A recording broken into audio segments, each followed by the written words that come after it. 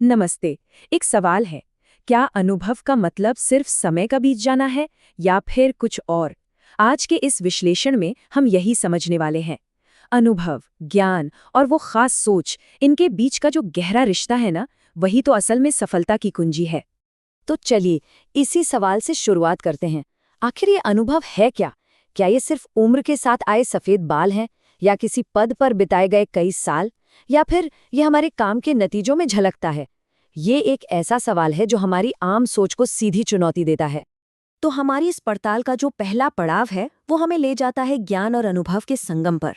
असल में यही वो बुनियाद है, वो नींव जिस पर सच्ची काबिलियत की पूरी इमारत खड़ी होती है। देखिए, ज्ञान और अनुभव ये ना एक ही सिक्के के दो पहलू की तरह हैं। एक के बिना दूसरा बिल्कुल अधूरा है। सोचिए, किताबी ज्ञान तो बहुत हो सकता है, लेकिन जब तक उसे जमीनी हकीकत का साथ न मिले, जब तक उसे आजमाया ना जाए, तब तक असली समझ और महारत हासिल हो ही नहीं सकती। तो फिर सवाल ये उठता है कि सच्चे अनुभव को पहचाना कैसे जाए। देखिए, ये उम्र या सफेद बालों से तय नहीं होता, बिल्कुल नहीं। ये तो काम करने के तरीके में, हमारे व्यवहार में झलकता है, और सबसे बढ़कर परिणाम देने की क्षमता से साबित होता है। असली पैमाना तो यही है। अच्छा, जब ज्ञान और अनुभव मिल जाते हैं तो उससे जन्म होता है आत्मविश्वास का। और ये आत्मविश्वास वो इंजन है, वो ताकत है जो हमारी सारी काबिलियत को एक्शन में, यानी कार्रवाई में बदल देती है।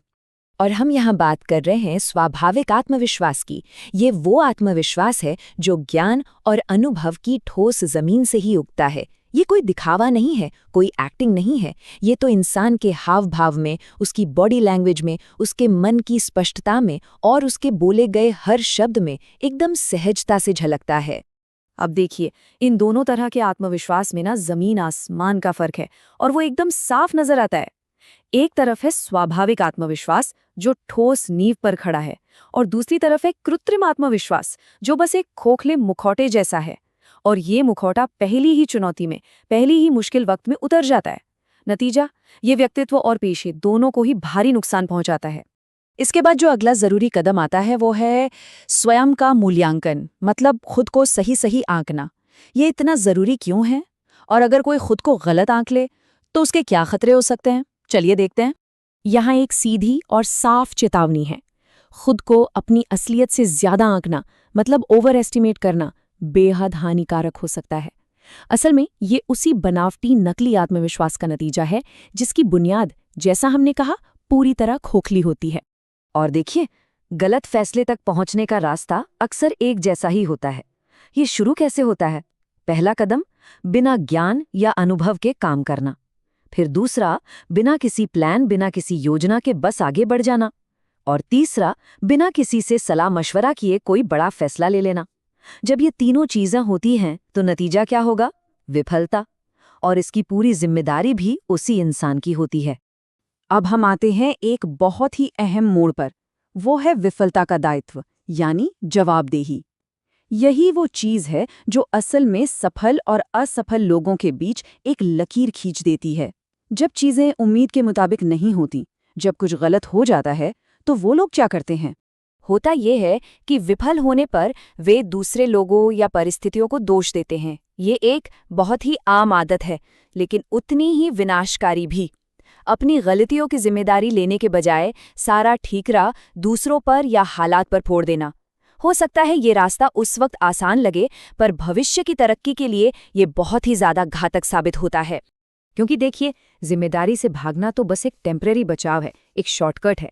लंबे समय में ये आदत हमारे सीखने और आगे बढ़ने की क्षमता को ही खत्म कर देती है, और ये भविष्य की सफलता के रास्ते में एक बहुत बड़ी दीवार बनकर खड़ी हो जाती है। तो चलिए अब इस पूरी बातचीत को एक पॉजिटिव नोट पर खत्म करते हैं।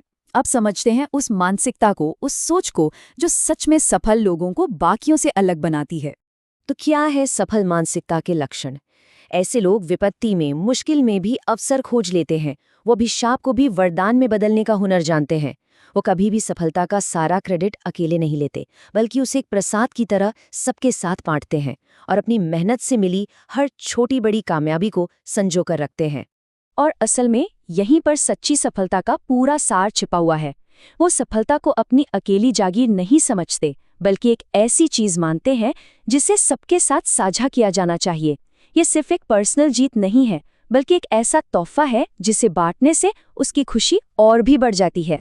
तो हम इस चर्चा को इसी सवाल पे खत्म करते हैं कि कोई अपनी सफलता का श्रेय किसे देगा।